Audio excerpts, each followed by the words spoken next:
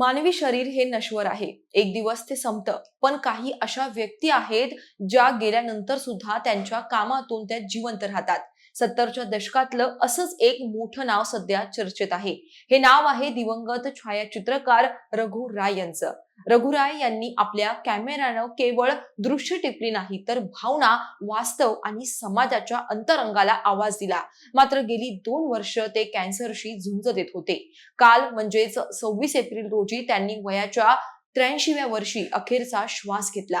रघु राय यांनी जगाचा निरोप घेतला असला तरी त्यांनी कॅमेराच्या लेन्समधून टिपलेली छायाचित्र अजरामर आहेत.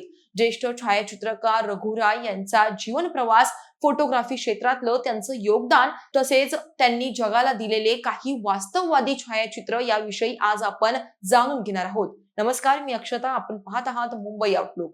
एखादा फोटोग्राफर कॅमेरामधून फक्त फोटो घेत नाही, तर तो क्षण, ती आठवण आणि असंख्य भावनांचा खजाना त्या एका फोटोत टिपण्याचं काम तो करत असतो. अशाच असंख्य फोटोग्राफर्सची रघु राय हे प्रेरणा आहेत.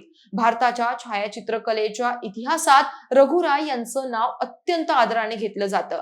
लहानपणापासूनच ते फोटोग्राफीचे शौकीन होते. ते अनेकदा वडिलांच्या कॅमेरानं फोटो काढत असत. 1964 मध्ये रघु राय यांनी वडिलांच्या सांगण्यावरून सिव्हिल इंजिनिअरिंगचं शिक्षण पूर्ण केलं. मोठे भाऊ शरमलाल चौधरी, ज्यांना एस पॉल म्हणून ओळखलं जात असे, त्यांच्या हाताखाली रघु राय यांनी 1962 मध्ये फोटोग्राफीचे धडे गिरवण्यास सुरुवात केली. मोठ्या भावामुळे त्यांनी कॅमेरा हातात घेतला आणि तिथूनच एका नव्या अध्यायाची सुरुवात झाली. 3 वर्षांचं प्रशिक्षण घेतल्यानंतर त्यांनी 1965 मध्ये द स्टेट्समन या वृत्तपत्रामध्ये मुख्य फोटो जर्नलिस्ट म्हणून काम करण्यास सुरुवात केली. त्यांच्या कामातील प्रामाणिकपणा आणि वेगळेपणामुळे ते लवकरच प्रसिद्ध झाले.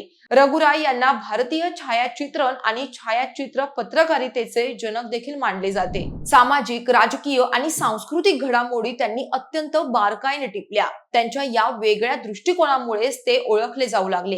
पुढे 1970च्या दशकात ते इंडिया टुडे या मासिकाचे मुख्य छायाचित्रकार झाले. 1971 साली ते जगप्रसिद्ध मॅग्नम फोटो एजन्सीचे सदस्य सुद्धा झाले. ही त्यांच्या कारकिर्दीतील मोठी कामगिरी होती. रघु राय यांनी त्यांच्या कॅमेरानं काढलेले पहिले छायाचित्र लंडन टाइम्स मध्ये अर्ध्या पाण्यावर छापले गेले. या फोटोसाठी त्यांना त्यावेळी मोठी रक्कम देखील मिळाली होती. रघु राय यांच्या छायाचित्रांमध्ये भारताचा आत्मा दिसतो. त्यांनी सामान्य माणसांचे जीवन, शहरातील गजबज, ग्रामीण भारतातील साधेपणा आणि विविध सामाजिक प्रश्न आपल्या कॅमेऱ्यातून जिवंत केले. रघु राय कामाच्या निमित्तानं मदर टेरेसा, इंदिरा गांधी आणि दलाई लामा यांसारख्या मोठ्या व्यक्तिमत्वांच्या जवळ राहिले. त्यांनी या सर्व व्यक्तिमत्वांची बहुतेक क्लोजअप छायाचित्र घेतली. त्यांच्या छायाचित्रांमध्ये ते या व्यक्तिमत्वांच्या भावना अचूकपणे टिपत असत. Burial of an unknown child हे 2 डिसेंबर 1984 रोजी भोपाळमध्ये झालेल्या गॅस दुर्घटनेचे वास्तववादी चित्र टिपलं होतं. याच छायाचित्रातून जगानं या दुर्घटनेचे दुःख ओळखले. हे छायाचित्र ही रघु राय यांनी काढलं होतं, जे आजही गॅस दुर्घटनेचे एक महत्वाचे दस्तऐवज म्हटले जाते. 1984 मध्ये भोपाळमधील युनियन कार्बाइड प्लांट मधून विषारी वायू मिथाइल आयसोसायनेटच्या गळतीमुळे सुमारे 3,500 लोकांचा मृत्यू झाला होता. त्यानंतरच्या वर्षांमध्ये या दुर्घटनेमुळे पीडित सुमारे 15,000 लोकांचा मृत्यू झाला. या दुर्घटनेची काही छायाचित्र त्यांनी टिपली होती. हे फोटोज पाहून आजही मन हळहळतं. 1971 मध्ये बांगलादेश मुक्ती संग्रामादरम्यान भारतात आलेल्या निर्वासितांची रघु राय यांनी काही चित्र टिपली होती. त्या चित्रांमध्ये त्यांनी त्यांची चिंता, अस्वस्थता आणि असहाय्यता कैद केली, जी आजही त्या युद्धाच्या दहशतीची आठवण करून देते. या काळात काढलेल्या उत्कृष्ट छायाचित्रांसाठी 1972 मध्ये भारत सरकारनं रघु राय यांना पद्मश्रीने सन्मान केलं.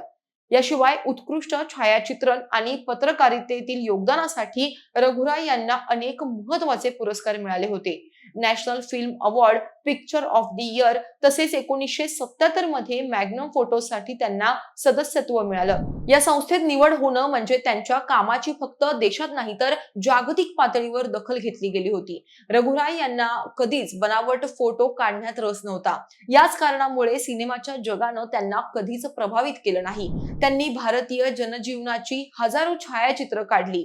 आपल्या छायाचित्रांमध्ये त्यांनी भारतीय संस्कृती आणि दैनंदिन दैनंदिन जीवनाला अत्यंत सुंदरपणे टिपलं. भारताला स्वातंत्र्य मिळाल्यानंतरच्या घडामोडी, चढ उतार आणि सावरणाऱ्या भारताची जिवंत कहाणी ते सांगतात. म्हणूनच रघुराय यांना स्वतंत्र भारताचे व्हिज्युअल रेकॉर्ड म्हणजेच फोटो कथाकार असे देखील म्हटले जाते. प्रसिद्ध फ्रेंच छायाचित्रकार हेनरी कार्टियर-ब्रेसन हे त्यांचे मार्गदर्शक होते. रघुराय यांची कारकीर्द 5 दशकांहून अधिक काळ चालली, ज्यात त्यांनी भारत आणि जगातील अनेक महत्त्वपूर्ण घटनांचं छायाचित्रण केलं. आजही रघुराय नव्या पिढीतील छायाचित्रकारांसाठी प्रेरणास्थान आहे. त्यांनी आपल्याला शिकवलंय की कॅमेरा हा केवळ एक साधन नाही, तर तो समाजाचा आरसा आहे.